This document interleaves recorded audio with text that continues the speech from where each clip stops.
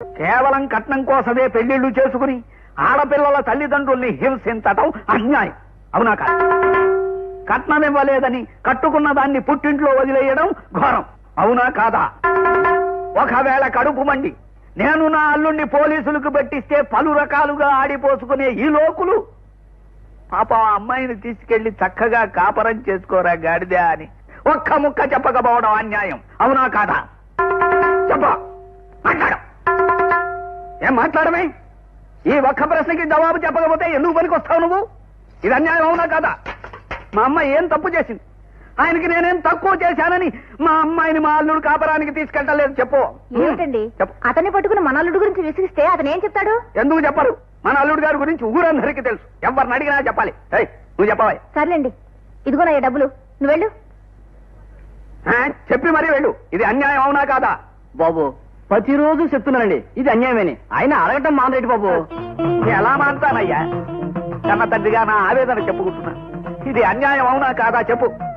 మీ అల్లుడు గారు చేసిన అన్యాయమేనండి, కానీ మీరు మాలాంటి వాళ్ళని పట్టుకుని ఉతికేయటం మరీ అన్యాయం అండి. వినడానికి నీకే ఇంత బాధగా ఉంటే అనుభవిస్తున్న నాకెంత బాధగా ఉంటుంది చెప్పు.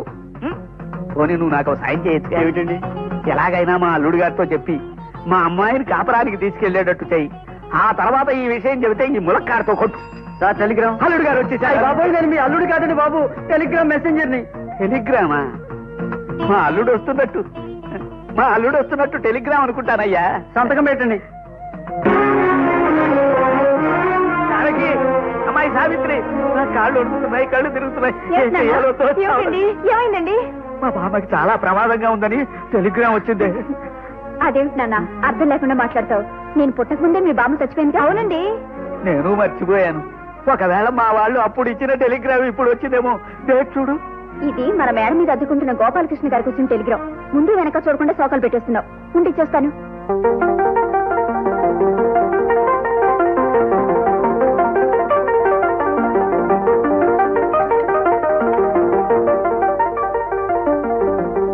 గోపాలకృష్ణ గారు, రండి రండి.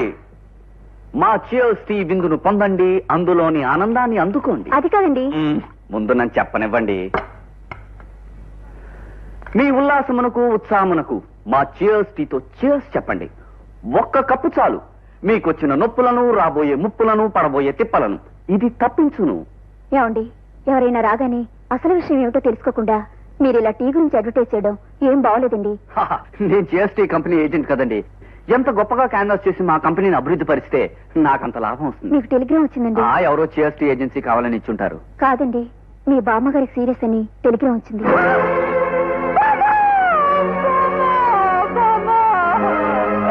నిన్నటి వరకు రుబ్బురోలు పత్రంలా ఉండేదానివి హఠాత్తుగా నీకే వచ్చిందే బామ్మా. మీరు కనుక పక్కన నుండి ఆకర్షణాలు 4 చీరలు తీసుకొని గొంతులో పోతుండేవాడిని కదండి. అయ్యో, మా బామ్మ చీరలు తాకుండానే వెళ్ళిపోయిందండి. అయ్యో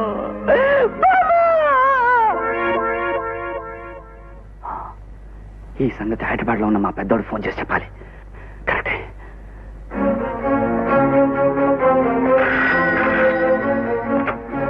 hello hello hello, Gopalakrishna speaking. నేను చిన్న గోపి మాట్లాడుతున్నా.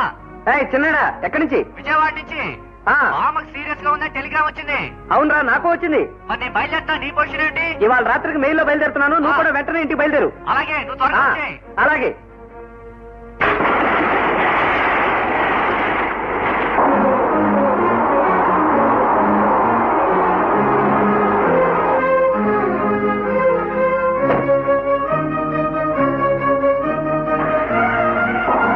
చిన్నాడా, నాయనమ్మ పెరట్లో. అప్పుడే నాయనమ్మ పెరట్లో పెట్టేశారా? నాయనమ్మ, నాయనమ్మ.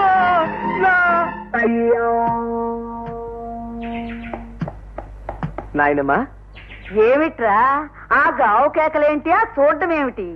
మరి ఆ టెలిగ్రాము? సరేలే, ఎలాగా అలా వచ్చావు అంతే చాలు.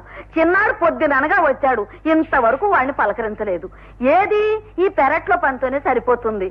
ఏమిట్రా దావాళ్ళు ఇలా పీక్కుపోయి పొట్లకాయలా తయారయ్యా? ఆ పట్నం హోటల్లో అడ్డమైన చెత్త తిని ఇలా తయారవుతున్నారు. ఏమైనా ఇంటి తిండితో సాటి వస్తుందా? సరేలే నువ్వు వెళ్ళి కాళ్ళు చేతులు కడుక్కో. మినపకుడుని తిని కాఫీ తాగుదు గాని. పిచ్చి వేతవా, మినపకుడుని తినే రోజుల్లో ఎలా ఉండేవాడు ముద్దుగా. బాబాయ్ పిన్ని ఎప్పుడు వచ్చావా? నేను రావడం మాట ఉంచండి. అసలు ఆ టెలిగ్రామ్ ఏంటి, దాని కథ ఏంటి? ఒరే బాబు, నన్నేం అడక్కు. నేను నోరెత్తితే చాలు మీ నాయనమ్మ నన్ను ఉతికేస్తుంది. ఇన్నేళ్ళు వచ్చినా ఇంకా అలా భయపడిపోతారేమిటండి? నన్ను అంటావు గాని నువ్వు మాత్రం ఆవిడ ముందు నోరెత్తగలవేంటి? అసలు నువ్వు నేనేమిటే ఈ ఊళ్ళో ఎవరైనా సరే గుండమ్మ గారి పేరు ఎత్తితే గడగళ్ళాడిపోవచ్చింది. గడగళ్ళాడిపోవడం మాట అటు ఉంచండి. చిన్నాడికి నాకు grand mother serious start immediately అని టెలిగ్రామ్ ఇచ్చింది ఎవరు, ఎందుకు ఇచ్చారు? ఒరే పెద్దాడా, నీదంతా మా అన్నయ్య పోలికేరా. అచ్చం వాళ్ళలాగా నదురు బెదురు లేకుండా నాయనమ్మతో మాట్లాడేయగలవు. నాకంత ధైర్యం లేదే. చూడు, టెలిగ్రామ్ ఇవ్వడానికి పోస్ట్ ఆఫీస్ కి వెళుతోందని తెలిసి ఎందుకే అమ్మ అన్నాను, అంతే మీద విరుచుకుపడింది. బాబు నన్ను వదిలి పదవే పదం. చిన్నాడా చిన్నాడా, ఈ టెలిగ్రామ్ గొడవ ఏంట్రా? మీ నాన్న అడిగితే నాకేం తెలియదు అంటున్నాడు. నాకు మతిపోతుందిరా. నీకు ఇంకా ఇప్పుడు పోతోంది, నాకెప్పుడో పోయింది. పెద్దాడా, చిన్నాడా, టిఫిన్ తిన్నగా రండి. వస్తున్నా నాయనమ్మా.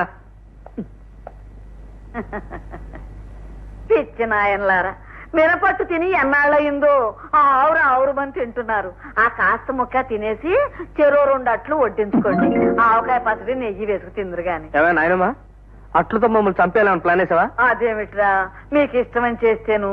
ఇంతకీ ఎలా ఉన్నాయిరా, కుదిరాయా? ఇవి బానే ఉన్నాయి, నువ్వు ఇచ్చిన టెలిగ్రామే బాగలేదు.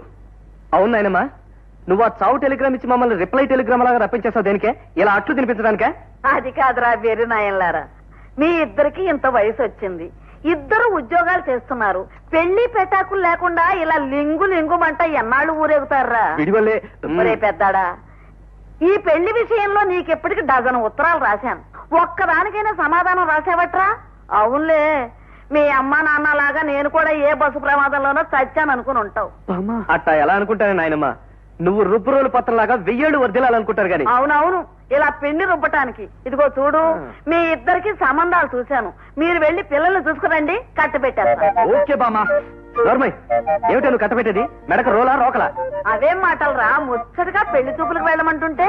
ఇదిగో నాయనమ్మా, నువ్వు 1000 చెప్పు 1,00,000 చెప్పు, ఇలా పెద్దలు చూసిన సంబంధానికల్లా గంగిరెద్దులా తలకాయ ఊపడం, పెళ్లి చూపులకెళ్లి వాళ్ళు పెట్టిందంతా పోతులాగా తినడం, ఆ ఎదురుగా ఉన్న అమ్మాయిని చూసి నచ్చినా నచ్చకపోయినా ఓహో అంటాం, ఇలాంటివి నేను చెయ్యను గాక చేయను. ఇలా పెద్దలు చేసిన సంబంధాల వల్లే ఆడమగ మధ్య అభిప్రాయ భేదాలు రావడం, ఆ పైన వాళ్ళు తన్నుకు చావడం, ఆ పైన హత్యలు, ఆత్మహత్యలు. ఇదిగో నాయనమ్మా, నేను పెళ్ళంటూ చేసుకుంటే ప్రేమించే పెళ్లి చేసుకుంటాను, అంతే. ఒరే గాడిద, ప్రేమ దోమ అని చేసుకున్న సంసారాల్లో మాత్రం గొడవలు అల్లర్లు ఉండవా? మా ఇష్ట ప్రకారంగానే చేసుకుంటాం గనక అందులో ఏ కష్టాలు నష్టాలు వచ్చినా ఆనందంగా మేమే భరిస్తాం. అందుచేత మాకు పెళ్లి చూపులు చూసే ఉద్యమాన్ని ఆపు. అదేమిట్రా, విజయవాడలో గంగాధరం గారని మీ నాన్నగారికి మంచి స్నేహితులు, ఆయనతో మాట్లాడాం. వాళ్ళ అమ్మాయిని నీకిచ్చి చేయడానికి నిర్ణయించుకున్నాం. ఇవాళ రేపు ఆయన బయలుదేరి వస్తున్నారు. నేను ఆయన రావడానికి ముందే ఇక్కడి నుంచి పారిపోతాను. ఆయనకి ఏం సమాధానం చెప్పుకుంటావో చెప్పుకో.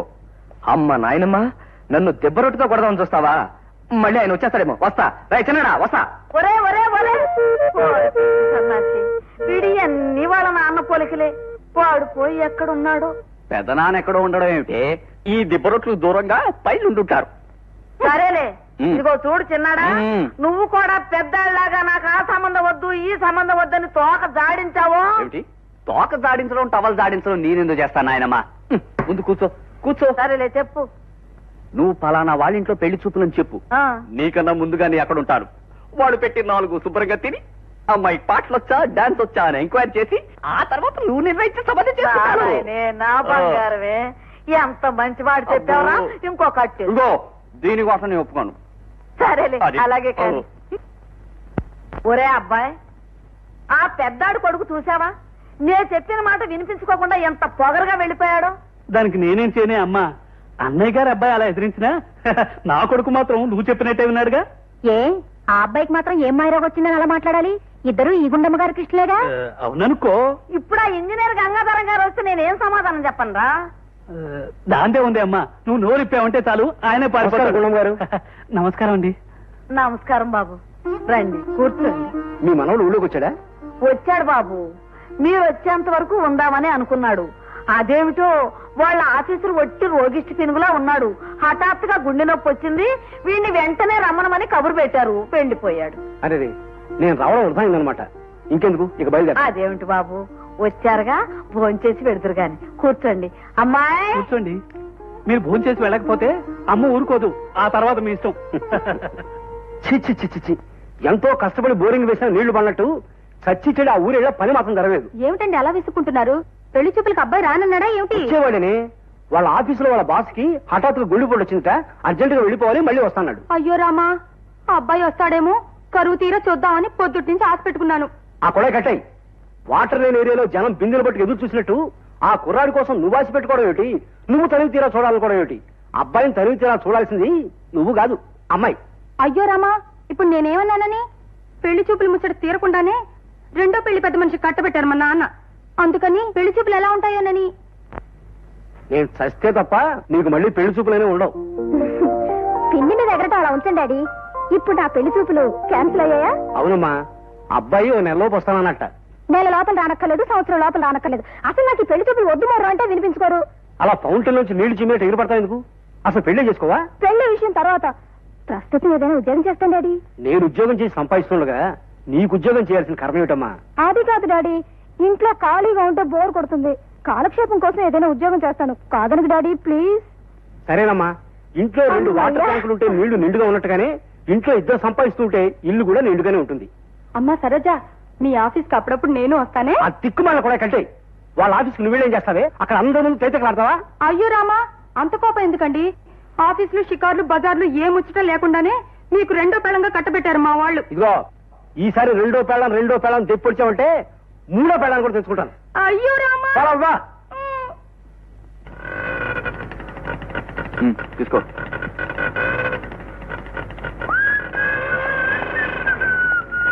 బాబు ఏమిటండి? అయిపోయిందా బాబు? కర్మకాండంతా జరిగిపోయిందా?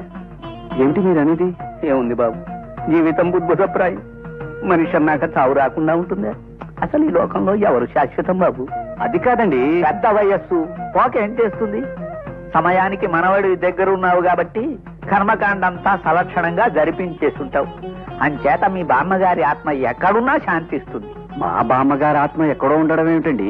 తనతో పాటు మా ఊళ్ళోనే ఉంది.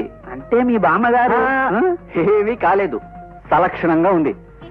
అందరినీ పంపిస్తే తప్ప తను పోయే పద్ధతిలో లేదు. అయినా ఇప్పుడే ఊరి నుంచి వచ్చాను, కాస్త అమ్మయ్యా.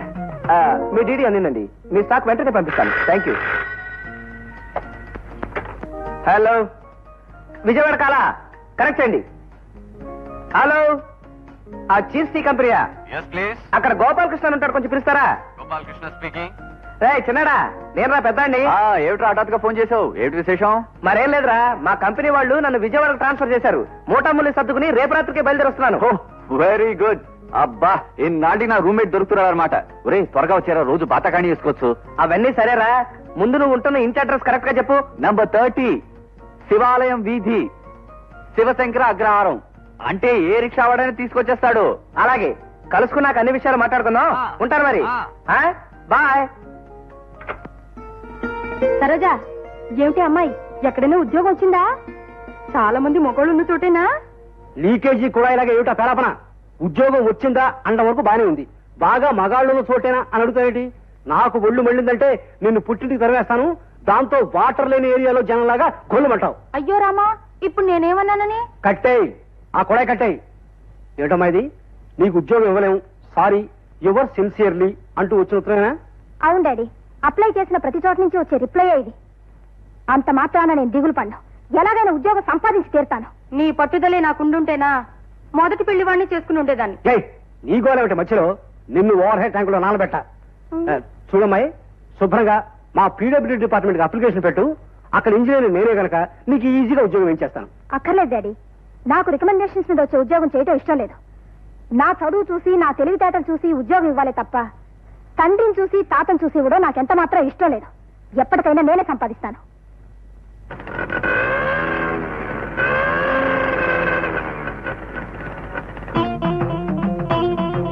వచ్చారా అల్లుడు గారు?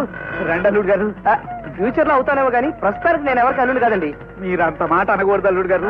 ఆ మాట వింటేనే నా గుండె పచ్చికొండలా విచ్చిపోతుంది. మా అమ్మాయి మీకోసం దిగులు పడి మంచం ఎక్కబోతే నేను మంచం తీసేశాను. అప్పటి నుంచి రోజు కుర్చీలోనే కూర్చుని కుమిలిపోతోంది పాపం. కావాలంటే నేను వచ్చి ఓదారుస్తానండి, అంతేగాని నేను ఎవరికి అల్లుండి కాదండి. అదిగో మళ్ళీ అదే మాట. మీరు రండి, మీరు రండి అల్లుడు గారు, లోపలికి రండి. చెప్తాను. రండి రండి రండి రండి. జానకి ఏమండి, నా మాట వినండి, ఒక్క ఛాన్స్ ఇచ్చి నన్ను వదిలిపెట్టండి. పారిపోకపోతే మీరు చెప్పెట్టు కొట్టండి. ఇంటి దాకా వచ్చిన తర్వాత మిమ్మల్ని నేను వదులుతానా? అరిసెలు, ఆవకాయి, గడ్డ పెరుగు, అమ్మాయి అన్ని మీకోసం సిద్ధంగా ఉన్నాయి. మీరు తినక తప్పదు. ఆ తర్వాత కడుపులో ఏమైనా గడబడైతే ఆనందం తాగచ్చు. కూర్చోండి. ఇదెక్కడ గొడవరా బాబు? గజేంద్ర మోక్షంలో గజాన్ని మొసలు పట్టుకున్నట్టుగా ఈయనెక్కడ దాపురించాడు? అసలు ఈ చిన్నాడు ఎక్కడ తెచ్చాడు? చిన్నారా, చిన్నారా బాబు కూర్చోండి. చిన్నారా చేసి ఇంట్లోకి వచ్చిన తర్వాత బాగుండలేదు. వచ్చేసావా? వచ్చాను, చచ్చాను. ఈరేమిట్రా లంక దగ్గర లంకటి లాగా గేటు గడ కాపలా వేసి నన్ను అల్లుడు అంటాడేమిట్రా? సీతాపతి గారు, మీరు కళ్ళజోడు పెట్టుకుని చూడండి. వీడు మీ అల్లుడు కాదు, నా కజిన్ బ్రదర్, హైదరాబాద్ నుంచి వచ్చాడు. మీరు వదిలేస్తే జీవితాన్ని ప్రశాంతంగా గడుపుతాడు. నిజమేనయ్యా, మా అల్లుడు కాదు, ఆకారాన్ని బట్టి మా అల్లుడేమో అనుకున్నాను. మన్నించండి బాబు. పర్వాలేదండి. మా అల్లుడు మళ్ళీ మొదలు పెట్టాడు. ఆ పెట్టి తీసుకురారా. ఏమనుకోవద్దండి. అలాగే ఏమనుకో. మా అల్లుడు ఎప్పుడు వస్తాడు? మా కంపెనీ టీ ఎలా ఉంది? నేను వచ్చిన తర్వాత ఇది నువ్వు 60వ అడగటం. బాగుంది, చాలా బాగుంది, బ్రహ్మాండంగా ఉంది. నన్ను ముచ్చట పడుతున్నావు. ఏజెన్సీ తీసుకుంటావా? చంపుతాను. వచ్చిన దగ్గర నుంచి టీ టీ అని నీ గోల, కింద ముసలాయనేమో అల్లుడు అల్లుడు అని ఆయన గోల. మీ ఇద్దరికైనా పిచ్చుకొక్కరిసిందా? నా సంగతి అలా ఉంచరా. పాపం ఆయన అల్లుడు ఆ మోడల్లోనే చిన్న కరుపు లాంటిది తెచ్చాడు. మంచి సంబంధం వచ్చిందని ఉన్నదంతా అమ్మేసుకుని బోల్డంత కట్నం ఇచ్చి కూతురు కట్టబెట్టాడు. ఆ అమ్మాయి వెళ్ళి 4వ రోజు నుంచి వాడు ఆ అమ్మాయిని చిత కొట్టడమే ఉద్యమంగా పెట్టుకున్నాడు. అంతే, మంచి రోజు చూశాడు, పాపం అమ్మాయిని తన్ని తరివేశాడురా. చూసావా, పెద్దలు కులం, గోత్రం, వంశం, వంకాయని కుదిర్చిన సంబంధం ఎలా తగలబడిపోయిందో. అందుకే పెద్దలు కుదిర్చిన సంబంధం చేసుకోకూడదు. అంటే చిన్నపిల్లలు ఎవరైనా కుదిర్చిన సంబంధం చేసుకోవాలా? జోకులు ఇక. అమ్మాయిని ప్రేమించి మనసు మనసు విప్పి మాట్లాడుకుని ఇష్టాలు కష్టాలు గురించి తెలుసుకుని ఆ పైన పెళ్లి చేసుకోవాలరా సన్నాసి. నా పద్ధతి ప్రకారం పెళ్లి చూపులకెళ్ళి వాళ్ళు పెట్టిన స్వీట్లు గట్రా తిని అమ్మాయికి పాటలొచ్చా మాటలొచ్చా అని కుశల ప్రశ్నలు వేసి ఆ తర్వాత పెద్దలు చెప్పిన ప్రకారం పెళ్లి చేసుకోవడం మంచిది అనిపిస్తోందిరా. నీ కర్మ. ఈ ప్రపంచంలో నిన్నెవ్వడూ బాగు చేయలేడు. అలాగే చూడు, నేను మాత్రం ప్రేమించే పెళ్లి చేసుకుంటాను.